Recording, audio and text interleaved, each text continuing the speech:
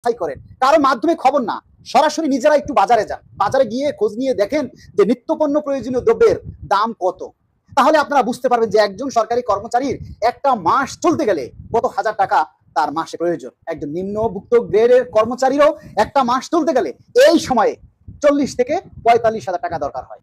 তাই আসুন, আমরা যারা সরকারি কর্মচারী আছি, 24 লক্ষ সরকারি কর্মচারী, আমরা সবাই ঐক্যবদ্ধভাবে আওয়াজ তুলি, বেঁচে থাকার জন্য লড়াই করব, সংগ্রাম করব, যতক্ষণ পর্যন্ত দাবি না আদায় হয় ততক্ষণ পর্যন্ত লড়ে যাব। এই দুনিয়াতে মানুষ সবচেয়ে বেশি ভিক্ষা কার কাছে চায় বলতে পারেন?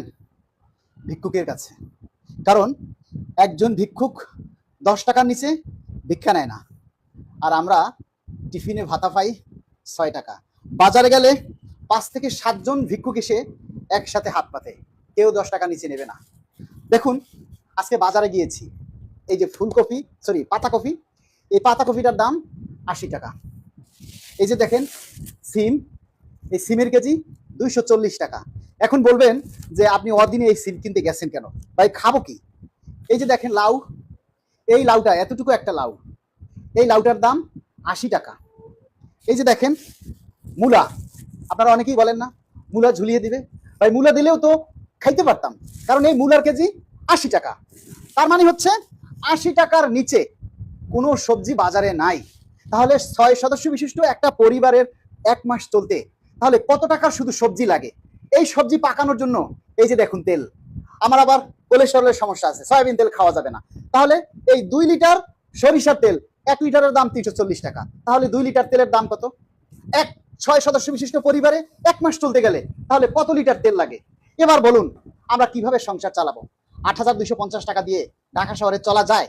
8,250 টাকা দিয়ে মাস শেষে বিষ কেনার পয়সাও তো থাকে না, যে মানুষ বিষ খেয়ে এই দুনিয়া থেকে তারা বিদায় নেবে, সেটারও তো সম্ভব নাই। তাই আপনারা যারা বাজে মন্তব্য করেন এবং সরকারি কর্মচারীদের বেতন ভাতা বৃদ্ধির কথা উঠে আসলেই আপনারা যারা নেগেটিভ বক্তব্য উপস্থাপন করেন, নেগেটিভ কমেন্টস করেন, তাদেরকে বলবো আপনারা কি বাজার করেন না? আপনারা কি এই সবজি মাছ তরকারি কিনে খান না? আপনারা বোঝেন না যে কিভাবে দিন পার করে? তাহলে একজন নিম্ন আয়ের মানুষ, একজন নিম্ন বেতনভুক্ত বা নিম্ন গ্রেডের সরকারি কর্মচারী 6 জন সদস্য নিয়ে কিভাবে ঢাকা শহরে জীবন অতিবাহিত করে?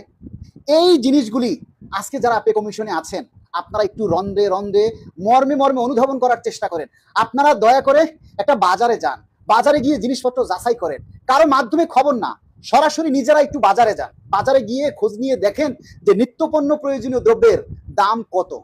তাহলে আপনারা বুঝতে পারবেন যে একজন সরকারি কর্মচারীর একটা মাস চলতে গেলে কত হাজার টাকা তার মাসে প্রয়োজন। একজন নিম্নভুক্ত গ্রেডের কর্মচারীরও একটা মাস চলতে গেলে এই সময়ে 40 থেকে 45 হাজার টাকা দরকার হয়।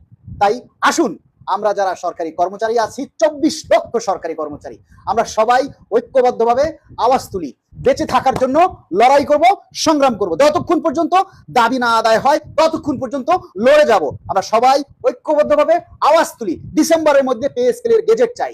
যদি ডিসেম্বরের মধ্যে পে স্কেলের গেজেট না হয় তাহলে তুমুল আন্দোলনের ঝড় উঠবে। সবাই দাবিগুলি প্রচার করুন যাতে সরকারের নজরে আসে। ধন্যবাদ সবাইকে।